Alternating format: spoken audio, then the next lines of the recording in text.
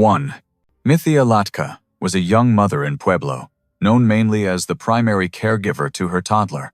In public, she appeared withdrawn rather than social, a quiet figure in a small rental on East 12th Street. At the time of her arrest, investigators later noted, she was in her early 20s. By the time the case reached a verdict, she was 25.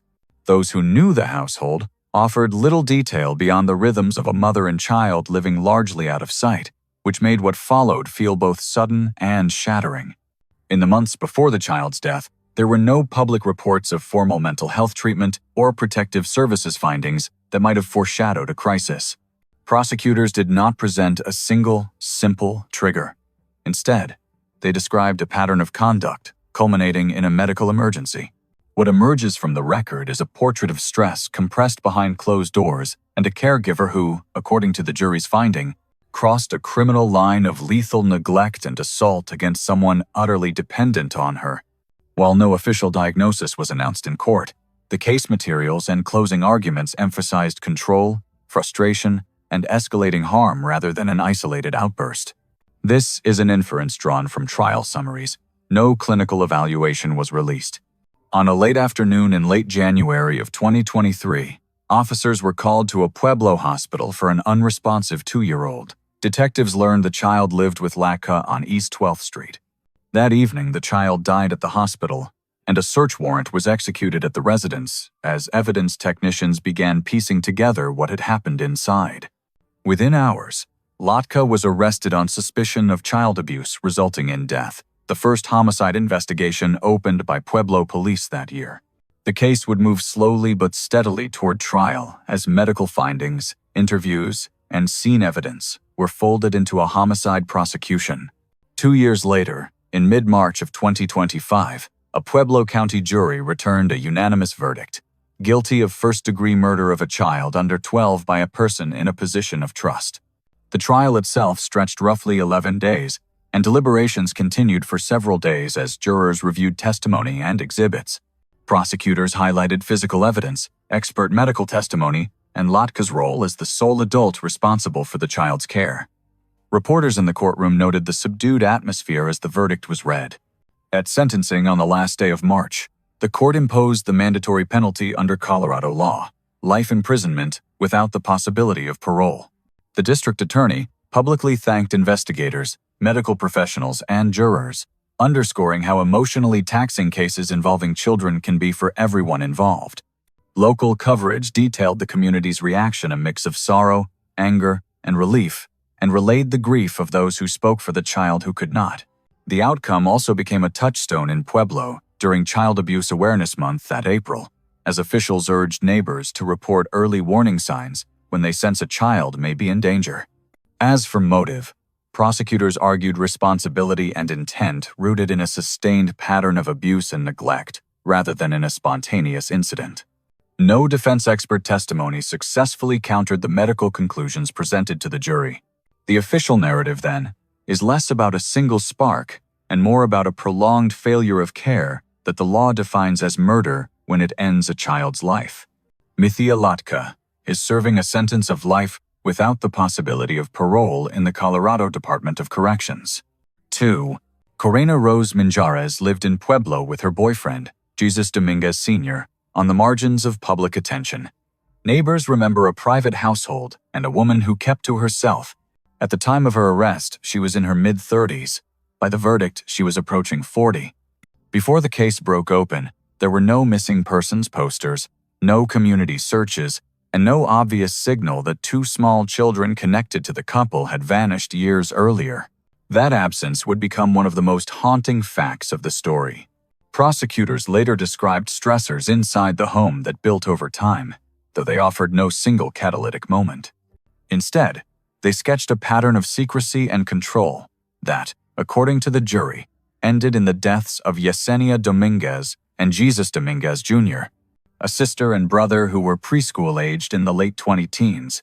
Defense attorneys suggested Minjarez acted under the influence or pressure of her boyfriend, but the state's narrative emphasized her agency and a prolonged effort to hide what had happened. No formal mental health diagnosis was made public at trial, and experts who testified remained focused on timelines, physical evidence, and the children's last known appearances rather than speculative pathology. The case surfaced in late January of 2024, when workers opening a Pueblo storage unit discovered a heavy metal container filled with hardened material. Inside were human remains later identified through DNA as those of young Yesenia. As detectives retraced rental records and financial trails, they located a second set of remains weeks later. Young Jesus, concealed inside a suitcase recovered from a vehicle tied to Minjarez. Investigators concluded the children had died years earlier, around the summer of 2018, and that no one had ever filed a missing child report for either one. Those findings reshaped the scope of the investigation from a suspicious discovery into a double homicide that had gone unreported for years. Detectives arrested Minjarez in mid-February of 2024 on warrants for first-degree murder and abuse of a corpse. The father, Jesus Dominguez Sr., was later taken into custody and ultimately reached a plea agreement that would become part of the state's broader case. Among the evidence jurors heard about were storage unit records, purchase documentation connected to heavy materials, and testimony mapping how the couple handled the children's absence within their circle of acquaintances. Perhaps the most chilling evidentiary theme was the silence itself. Years without school registrations, medical visits or reports, and a paper trail that instead pointed to concealment. In late August of 2025, a jury in Pueblo found Minjarez guilty of 2 counts of first-degree murder of a victim under 12 by a person in a position of trust, along with related counts for abuse of a corpse. Reporters described measured but intense deliberations across multiple days. The court imposed the mandatory penalty under Colorado law: life imprisonment without the possibility of parole for each murder count. Local outlets and the district attorney's office noted the community grief that followed and the extraordinary weight borne by investigators who sifted through evidence tied to children who had never been reported missing. Public response blended sorrow, anger, and a hard question: how 2 young children could simply disappear without triggering alarms. Advocates used the case to underscore the importance of reporting concerns about child welfare, particularly when school absences stretch on or caregivers isolate children from routine oversight. In the months after Minjarez's sentencing, the children's father was sentenced to decades in prison under his plea, a coda that reinforced the court's view that adult choices around the children had been criminally devastating. Based on the record presented at trial, Minjarez's apparent motivation fused secrecy and control over a fragile household, expressed not as a sudden eruption, but as sustained harm followed by concealment. Jurors rejected claims that she was merely a bystander or acting without intent. Experts did not present a unified psychological label. The case instead hinged on conduct, timelines, and the deliberate steps taken to hide 2 small lives. Corena Minjarez is serving 2 life sentences without the possibility of parole in the Colorado Department of Corrections. 3. Stacy Rodriguez was 23 at the time of her conviction, a Greeley woman with little public footprint beyond a small circle of friends and nights out downtown. Investigators later said she first crossed paths with 35-year-old Christopher Dickerson at a neighborhood bar, where the conversation felt easy enough that they headed back to his home for what both women present described as a casual gathering. There is no clear employment history in the public record, and neighbors had little to say beyond routine comings and goings. What stands out in hindsight is her age when the crime occurred, 19, and how quickly the night shifted from ordinary to irrevocable. Prosecutors never pointed to a single explosive argument. Instead, they laid out a more unsettling and quieter sequence: an invitation accepted, alcohol and small talk, and then a turn toward violence that registered as deliberate rather than impulsive. In court, the state characterized Rodriguez as controlling and unflinching in the aftermath, while the defense suggested a muddier emotional landscape and the influence of the other young woman who came along that night, Shawna Nelson. No clinical diagnoses were presented to jurors. Expert testimony stayed rooted in timelines, scene findings, and post-offense behavior instead of speculative labels. The absence of a tidy trigger became part of the tension of the story. According to the Weld County District Attorney's Office, Rodriguez and Varela met Christopher Dickerson at the bar on the evening of early October 2021. They went back to his house on 15th Avenue Court, in the 2400 block. Inside that home, Rodriguez stabbed him and then set the house on fire. The victims were not strangers in the broad sense, they had just shared a night out, but there was no enduring relationship. What investigators emphasized was the order of events. The killing came first, the fire second. The blaze did not erase the truth of what had happened. It only added another crime and more grief. The investigation began as a suspicious house fire. As Greeley, police, and fire personnel worked the scene, indicators suggested the victim was dead before the flames, shifting the focus from accidental tragedy to homicide and arson.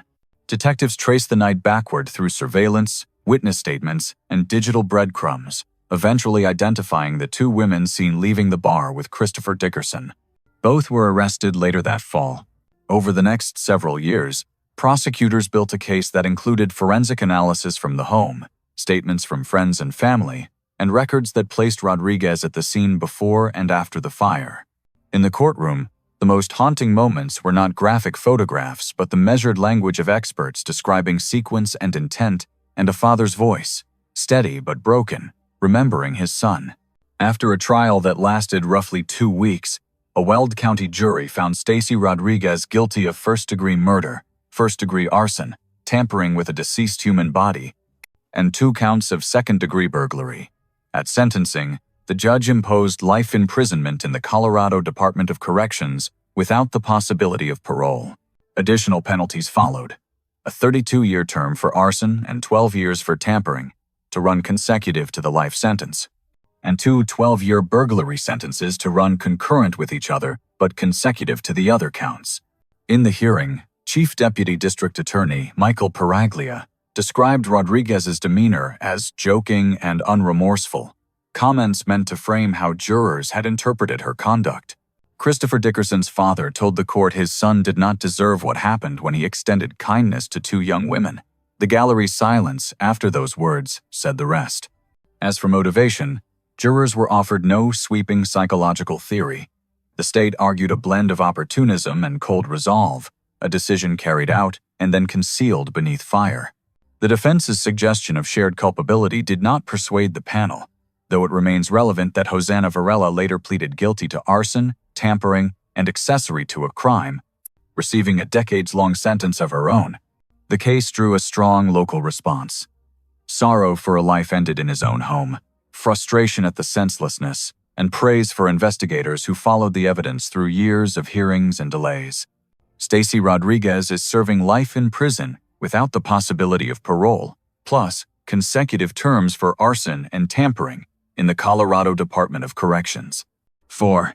Deka Simmons moved through Colorado Springs as a fiercely protective mother, a woman in her late 30s whose world revolved around keeping her young daughter safe.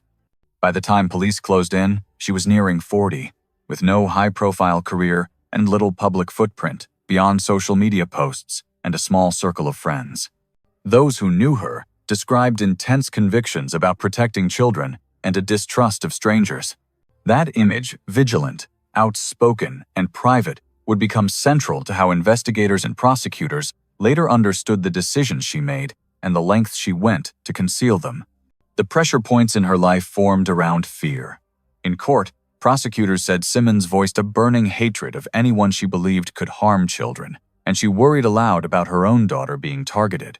There was no official mental health diagnosis presented to jurors, but the case files point to fixed beliefs hardening over time. According to testimony summarized by reporters, she fixated on a local man, believing he was a danger, and that belief became the spark. What followed was not portrayed as a sudden break, but as a deliberate decision framed by anger, certainty, and a desire to control what happened next. In mid-February of 2022, inside a Colorado Springs garage, Simmons killed 48-year-old Daximo Chea. She and the victim knew one another only loosely. Prosecutors told jurors she targeted him after learning of his alleged past, a story that later collided with conflicting records about formal registration and old accusations.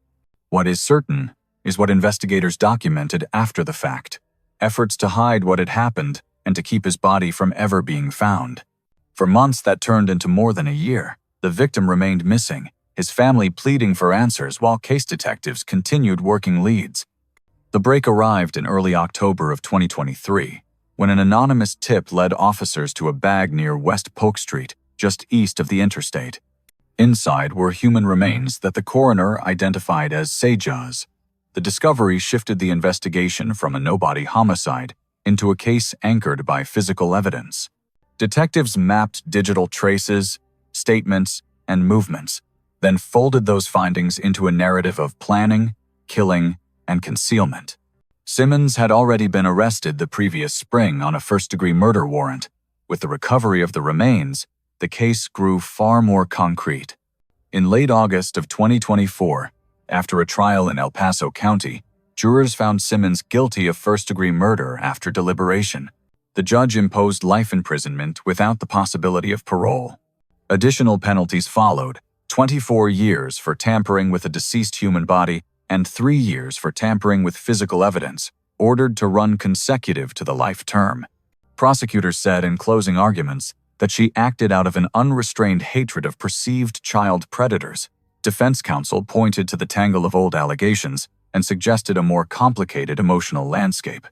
In the gallery, the victim's loved ones described a son and friend taken from them, and some asked how a past accusation decades old and contested in public records could become a death sentence outside a courtroom. Experts did not offer a single clinical label for Simmons. The portrait presented at trial was of a woman driven by fear for her child and by a self-appointed mission to eliminate a perceived threat, then by a calculated attempt to erase the evidence of what she had done. The state argued that this combination, certainty, anger, and control, best explained her choices. Reporters noted that investigators had also examined whether she was tied to other crimes, but that no additional charges were filed.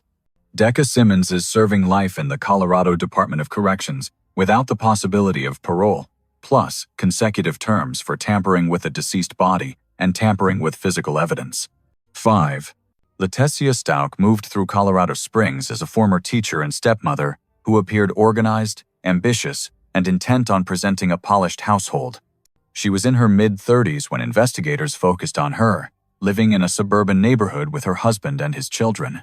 Friends and colleagues remembered a woman who valued control and image, a person quick to explain herself, and quicker still to insist she was right. To the outside world, nothing suggested a looming tragedy, until the day her 11-year-old stepson, Janice Stauch, was reported missing, and the family's life tilted into a relentless spotlight. Pressure settled in almost immediately. Letecia told deputies that Gannon had gone to a friend's house and did not return, and she cast herself as a worried caregiver. But behind that version, investigators began noting contradictions and a pattern of shifting accounts. Over the next weeks, her behavior showed not only anxiety but an escalating effort to manage the narrative-long statements to the media, explanations that evolved with each new question, and a tendency to blame shadowy outsiders. The defense would later point to a history of trauma and claim dissociation. The prosecution countered with a portrait of calculation and a need for control. What happened, according to court records and testimony, began at the family's home in late January of 2020. Prosecutors said Gannon was killed inside the house and that Letecia worked quickly to clean up and hide what she had done. The boy's body was placed in a suitcase and, in the days that followed, authorities say she drove across multiple states in a rented van, eventually reaching the Florida Panhandle. There, under a bridge near Pensacola, road workers would later find human remains inside a suitcase months after the disappearance, and medical examiners identified the child as Gannon. The victims were her own family, a stepson who trusted her, and a father and mother who had to absorb a loss that defies language. The investigation widened across jurisdictions.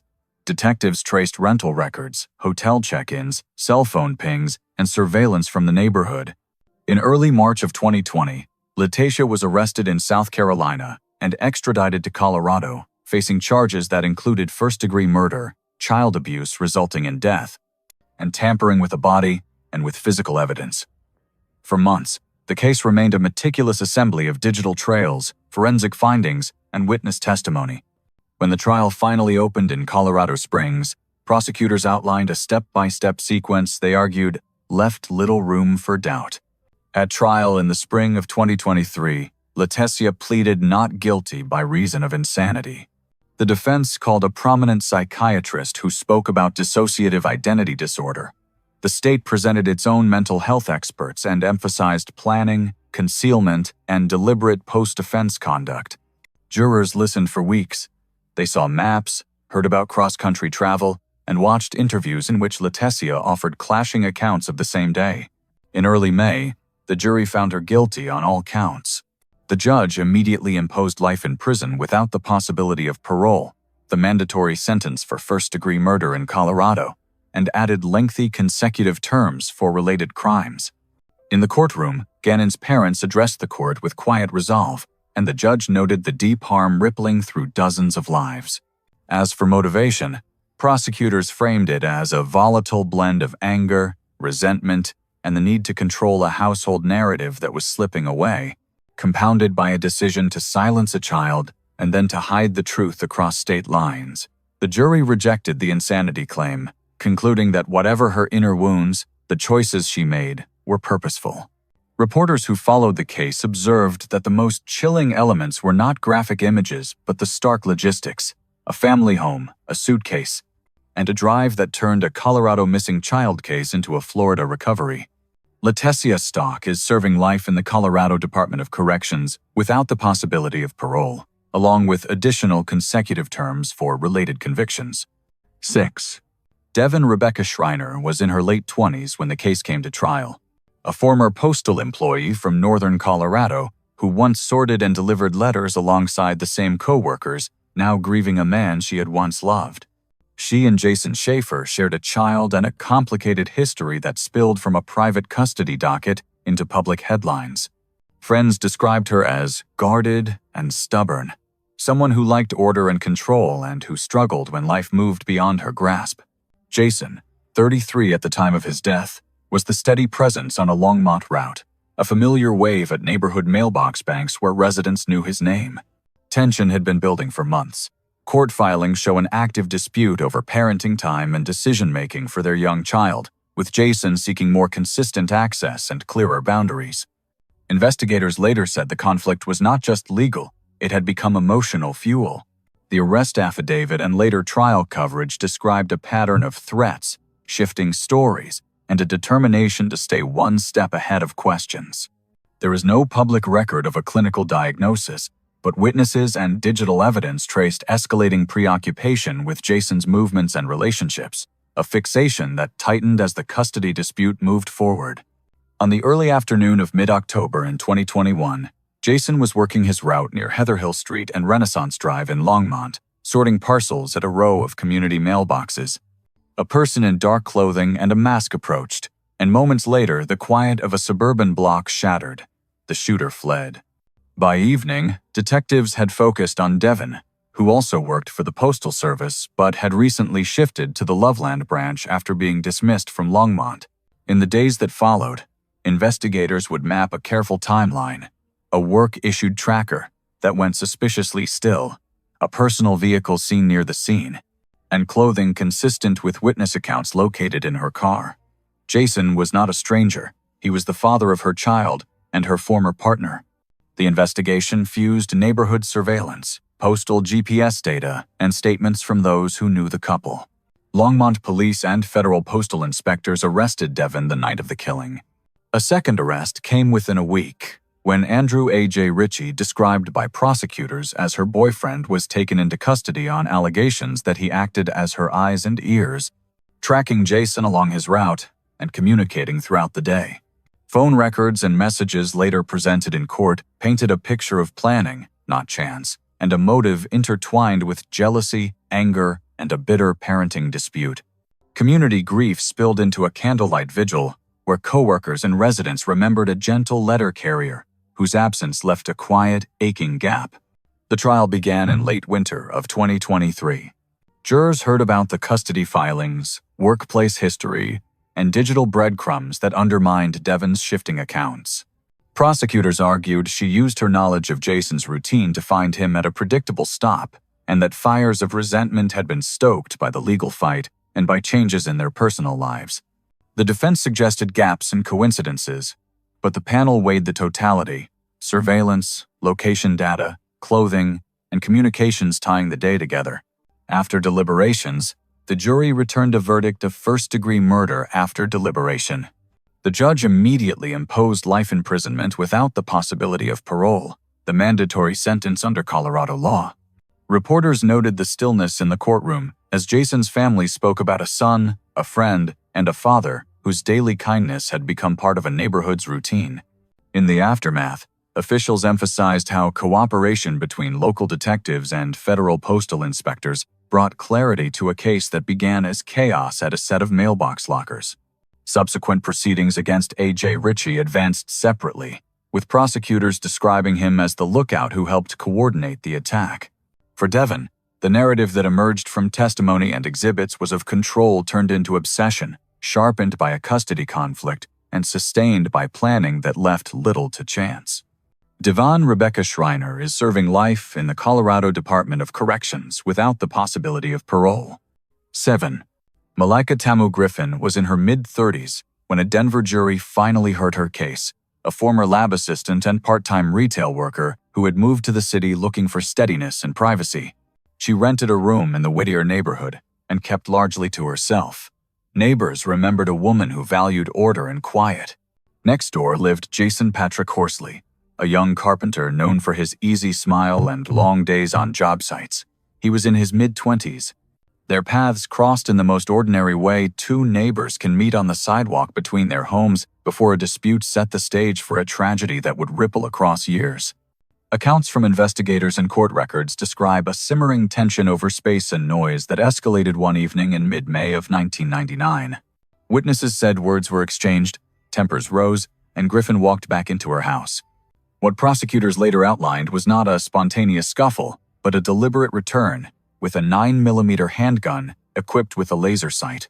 Without detailing the injuries, the state said Jason was struck from behind at close range. Panic followed.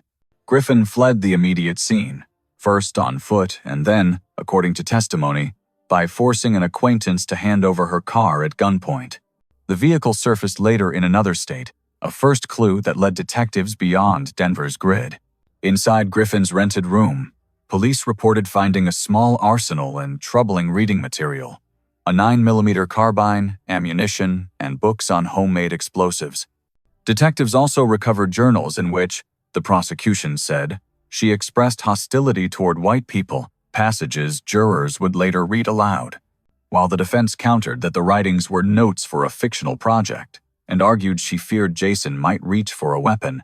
The evidence inside the apartment deepened the portrait of someone steeped in anger and preparation rather than chance. For 6 years, she lived as a fugitive. Leads went cold until national broadcasts reignited the search. After repeated segments on America's Most Wanted, tips guided agents to Southern California. In early June of 2005, federal agents and local officers approached a woman using a slightly altered name in El Cajon, near San Diego. Confronted, she acknowledged who she was. Griffin waived extradition and returned to Colorado to face charges that included first-degree murder, aggravated robbery, and aggravated motor vehicle theft. Trial opened in late February of 2006. The prosecution's narrative leaned on forensics, the recovered weapons and writings, and witnesses who placed her at key moments before and after the killing. Griffin took the stand and claimed perceived self-defense, saying she believed Jason was about to arm himself. Jurors also heard that her diary entries were, in her telling, imagined lines for a play. The panel deliberated for several hours before returning guilty verdicts on all counts. Under Colorado law, that verdict triggered an automatic life sentence without the possibility of parole. The judge added a consecutive term for aggravated robbery, bringing an additional decade of prison time. Jason's family sat through the proceedings, a quiet, steady presence from opening statements to sentencing. Psychologically, the case centered less on a formal diagnosis than on motive inferred from actions and words, resentment, intolerance, and the desire to control a contested space, sharpened by writings that prosecutors called evidence of hate. Appellate judges later reviewed her claims, including challenges to the admission of the journals and to her attorney's credentials, and affirmed the convictions. The public memory of the case persists because it began as a neighbor dispute, and ended with a flight across state lines. A story that feels both intimate and unsettlingly impersonal. Malaika Griffin is serving life in the Colorado Department of Corrections without the possibility of parole, plus an additional 10 years. 8. Janice Dodson was a hospital nurse and recent newlywed when she led her husband, John Bruce Dodson, into Colorado's Uncompahgre National Forest for what she described as his first big game hunt. She was in her mid-40s. He was 48, a Navy veteran and lab technician known among friends for patience and kindness. To neighbors and colleagues, Janice projected competence and poise, the steady presence of a caregiver. Their romance had moved quickly after her difficult divorce, and by midsummer they were married. 3 months later, that public image collided with a scene in the woods that at first looked like misfortune and soon read like a plan. Pressure in Janice's life traced back years. Friends recalled friction in her family of origin and a tumultuous marriage to ranch hand J.C. Lee, with whom she had 2 children. After the split, she rebuilt around work and a new relationship, but prosecutors later said financial motives intertwined with lingering attachment to her ex. There is no record of a formal mental health diagnosis presented at trial. Instead, witnesses outlined escalating control, a fixation on appearances, and choices that prioritized money and narrative over grief. Investigators also learned of fresh paperwork, multiple life insurance policies on Bruce, and a will drafted with Janice as primary beneficiary. On a morning in mid-October of 1995, 2 off-duty Texas officers camping nearby heard a cluster of shots echo across the timber. Not long after, one of them encountered Janice, who said she and Bruce were hunting in the area. When he returned to a commotion, he found Janice crying beside Bruce's body.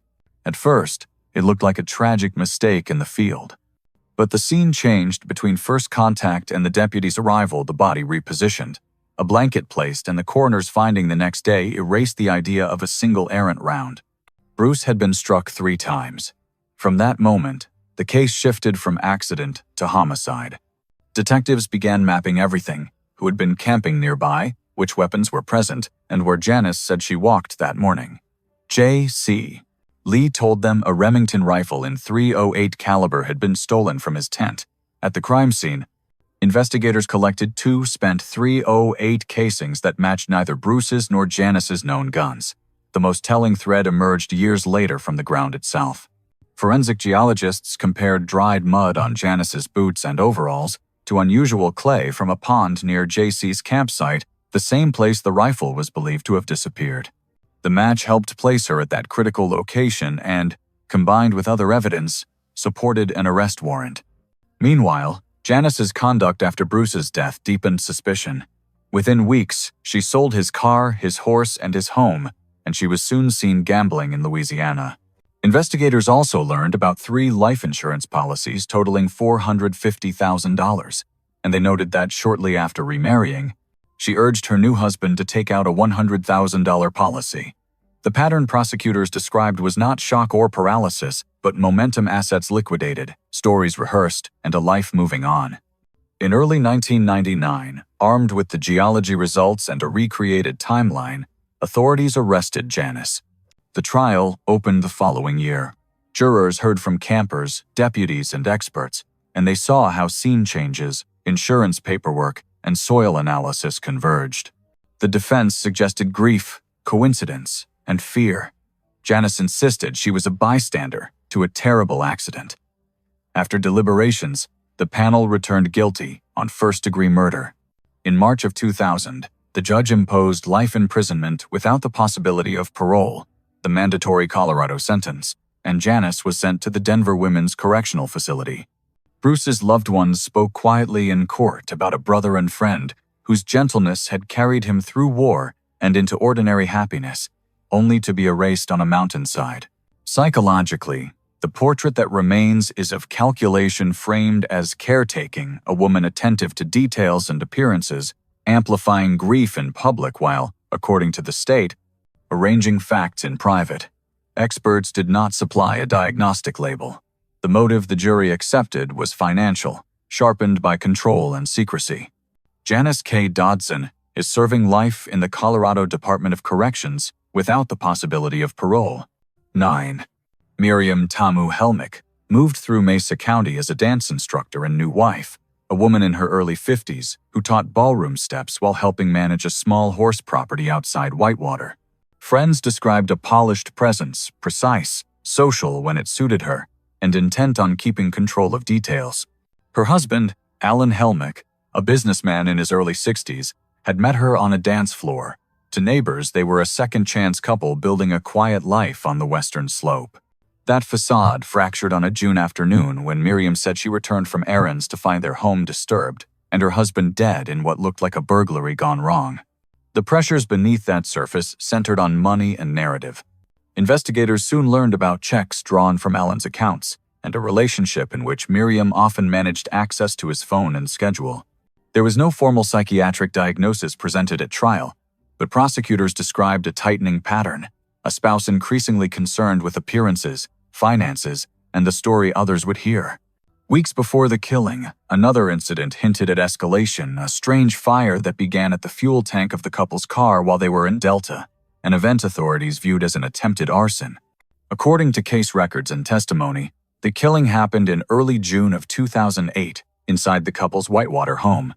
The scene looked staged, drawers tugged open, a trash can tipped, just enough disorder to suggest a break-in without the logic of a real search. Miriam called 911 and told deputies she had been out shopping, producing a handful of receipts and pointing to cell tower pings that tracked her across the valley. Detectives documented something else in the weeks that followed. A greeting card left at the house with a message that read, with misspellings, that Alan was first, you're next, run, run, run. When they pulled surveillance video from the store where it was bought, they said the buyer was Miriam herself. The investigation traced timelines with neighborhood surveillance, phone records, and financial paperwork. In December of 2008, deputies arrested Miriam in Florida. She was also accused of trying to pass herself off as Alan's late first wife by using identification and cards in that name. Prosecutors built a case that linked the Delta car fire attempt to the later homicide, and they framed the Whitewater scene as a carefully arranged fiction. In the courtroom, jurors heard from investigators who walked them step by step through receipts, cell site data, and the greeting card that Miriam admitted writing to spur police action. The trial opened in late autumn of 2009. The defense argued there was no murder weapon recovered and no residue tests tying Miriam directly to the shot that ended Alan's life. But the prosecution emphasized motive and method, financial strain, forged checks, a prior attempt by fire, and a ransacked-looking kitchen that did not ring true. After deliberations, jurors found Miriam guilty of first-degree murder, attempted first-degree murder for the earlier arson attempt, and multiple counts of forgery. The judge imposed life imprisonment without the possibility of parole, plus additional consecutive terms that added up to roughly 78 years. In victim statements, Alan's children and friends spoke of a generous man whose steadiness anchored their families and businesses. Psychologically, the portrait presented in court was of calculation more than clinical illness, an insistence on controlling events, protecting image, and solving financial problems through deception. Jurors did not accept the story of an unknown intruder or an accidental chain of events. They read the card, the receipts, and the pattern of conduct as the work of someone close. Years later, appellate courts affirmed her convictions, and the state Supreme Court declined to review the case further, leaving the result intact. Miriam Helmick is serving life without the possibility of parole, plus additional decades for related convictions in the Colorado Department of Corrections. 10. Shauna Nelson moved through Greeley as a former sheriff's dispatcher, a mother, and the one-time neighbor everyone knew by face if not by name. In her early 30s at the time, she had worked the phones that sent officers to emergencies, married a Weld County deputy, and appeared settled in a world defined by uniforms and routine. Beneath that, prosecutors later said, ran a private relationship that would unravel a marriage and end a life, a long affair with Greeley police officer Ignacio Garaus, whose wife, Heather Garaus.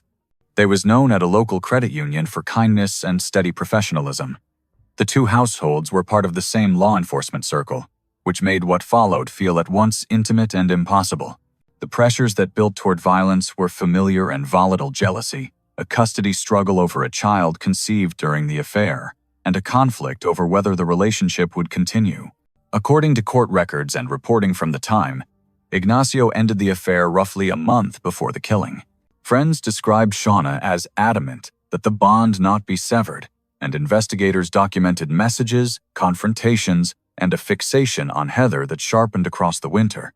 No formal mental health diagnosis was presented to jurors. Instead, the state emphasized motive rooted in control and possessiveness, while the defense suggested a tangle of emotions and competing loyalties. On a cold night in late January of 2007, Heather finished her shift at the credit union and walked into the parking lot.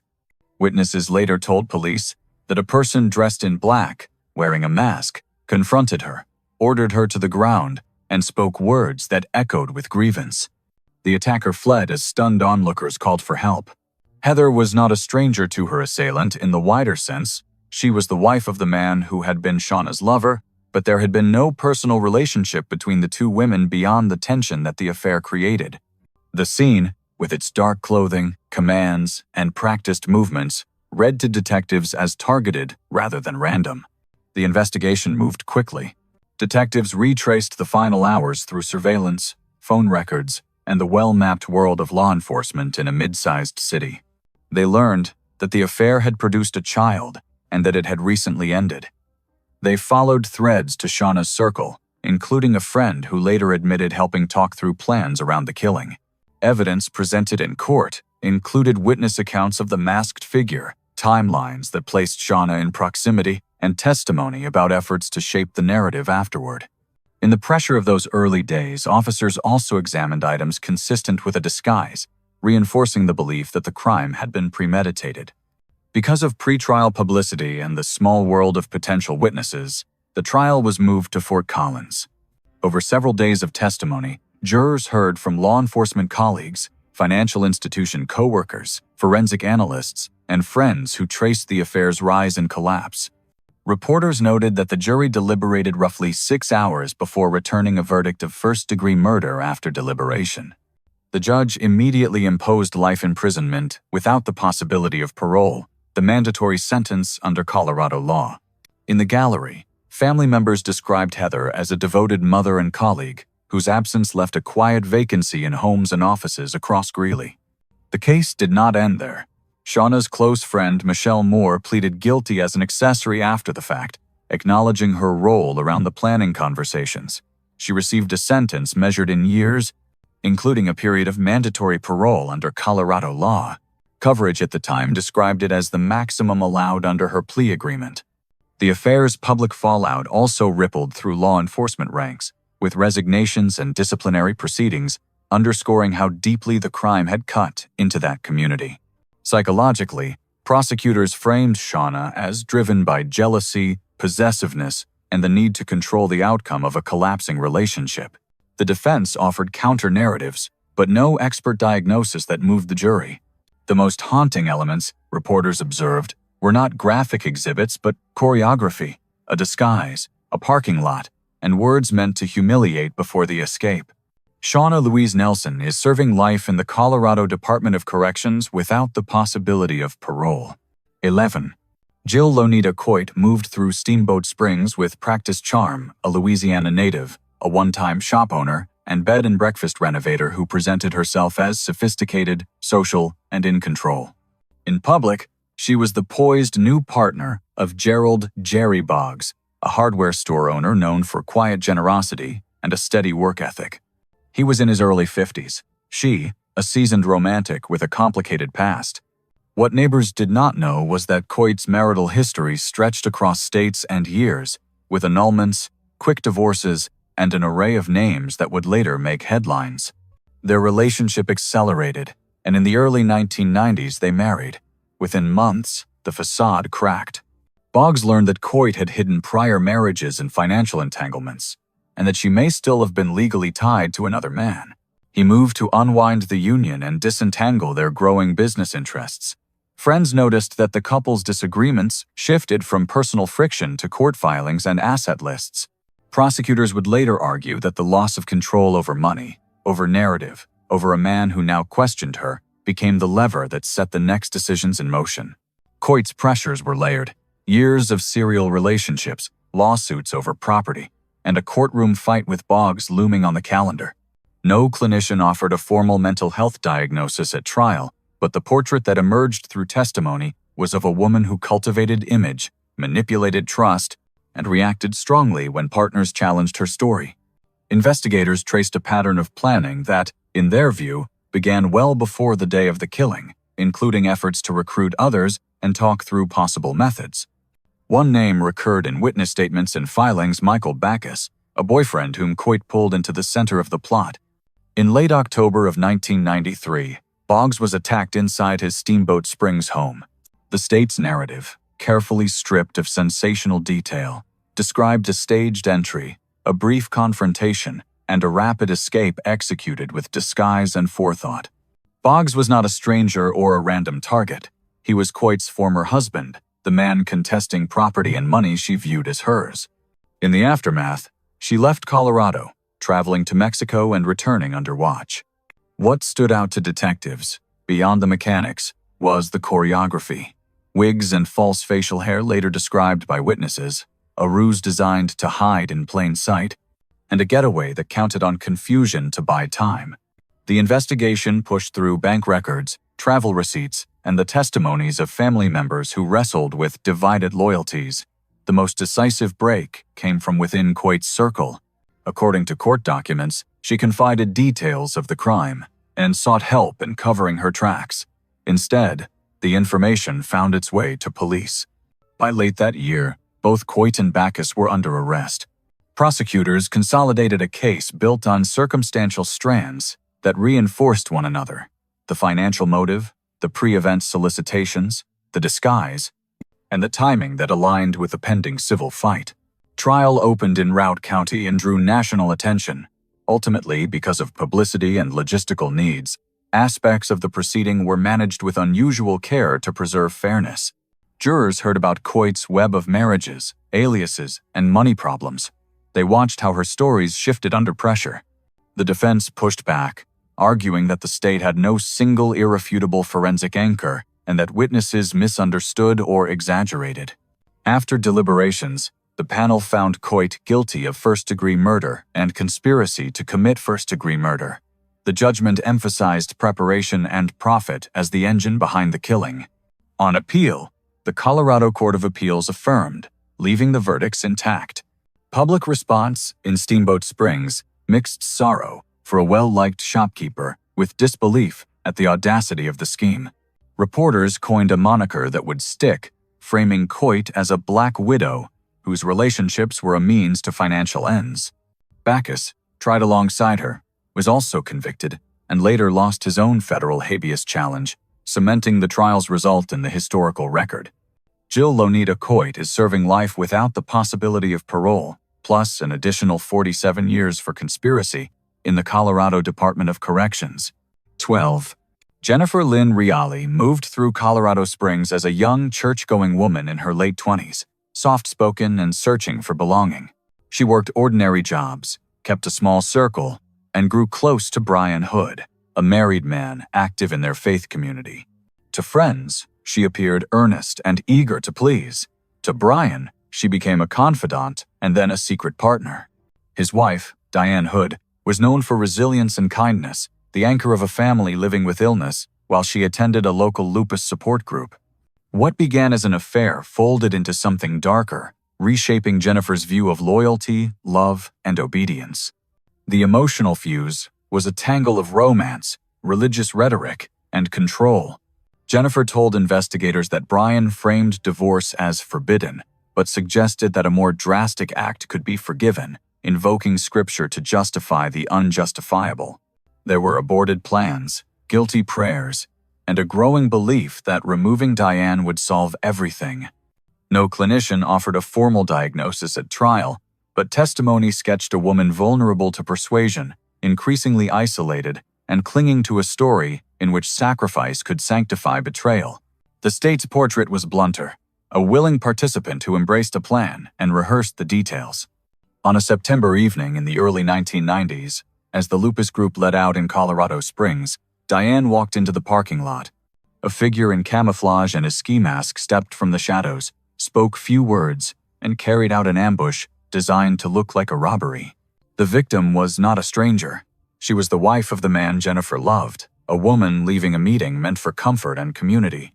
The disguise, the timing, and the staging all pointed to planning. In the hours that followed, shock rippled through families and friends who had seen Diane's courage as she managed chronic illness with steady grace. Detectives worked quickly. Within 2 days, they arrested Jennifer, who confessed to the shooting and to the affair with Brian Hood. In her statement, she said he had supplied clothing and urged the act as part of what he called God's plan.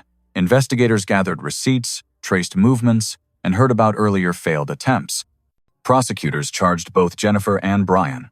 His attorneys argued he had ended the relationship and that she acted alone, but witnesses and Jennifer's own account placed him inside the conspiracy.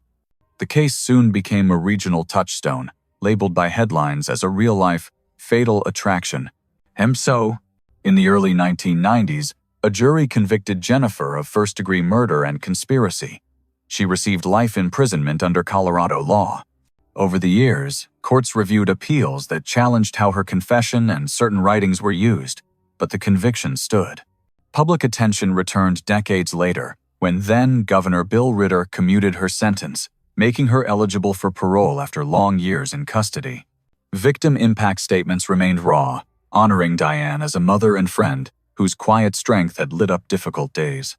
Parole came in the final winter of her life. Jennifer was released to community supervision and, 3 months later, died in late March of natural causes, not publicly detailed, after years of serious illness. News accounts noted that she had been diagnosed with pancreatic cancer several years earlier. The man at the center of the triangle, Brian Hood, later received parole in a separate decision that stirred renewed debate about responsibility, manipulation, and remorse. Through it all, the constant remained the memory of Diane Hood, a life interrupted outside a meeting built on hope. Jennifer Lynn Reali died in the spring of 2018, months after being granted parole from a life sentence for the murder and conspiracy convictions in the Colorado Department of Corrections.